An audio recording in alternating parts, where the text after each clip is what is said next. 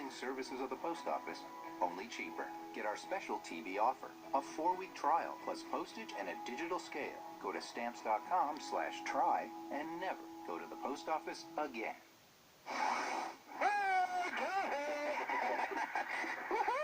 Roger, there's troubleshooting. Oh my gosh, dude. Wow, there's a whole fleet of them. Look on the ASA. My gosh, they're all going against the wind. The wind's 120 knots to the west. Look at that thing, dude. What were those objects in that newly declassified U.S. Navy footage that you just saw? Joining me now is Dr. Stephen Greer, founder of the UFO Disclosure Project. Dr. Greer, the Pentagon just declassified these videos, though they've been previously leaked. What's the explanation? What were those objects? Well, there are actually two. It's good seeing you again, Laura. I was on your show when you had a radio show years ago.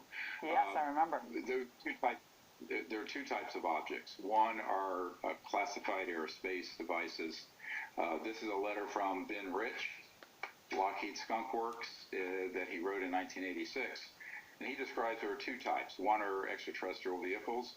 The other are advanced anti-grav, so-called U.S. classified projects.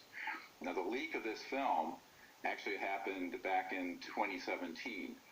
And it's interesting because there's a documentary we've just released that's #1 on iTunes called Close Encounters of the Fifth Kind that goes into the background on this leak, which actually was not a leak.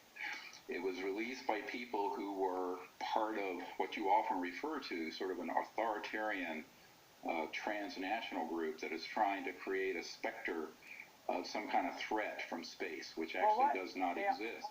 Okay, but what is that? Because when you look at the speed of these objects, and Derek Thompson from The Atlantic said that the size and speed of the UFO show that it's like 40 feet long when they analyzed it. It went from 28,000 feet to sea level, so it's really fast. It means it was capable of achieving a velocity of at least 23,864 miles per hour, 31 times the speed of sound. 20 times faster than an F-18. Is that possible? Are you disputing that?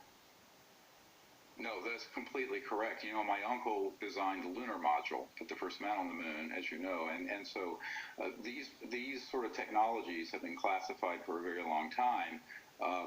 There are a lot of people who pretend like there's not much known on this, and the tragedy is that these sort of technologies have been explored and discovered and would benefit the humanity greatly if they were disclosed, but there are a lot of people who want to control the status quo who don't want that out. But yes, we have radar tracings, for example, in the Disclosure Project that trace these objects moving in excess of 200,000 kilometers an hour, much faster than this one.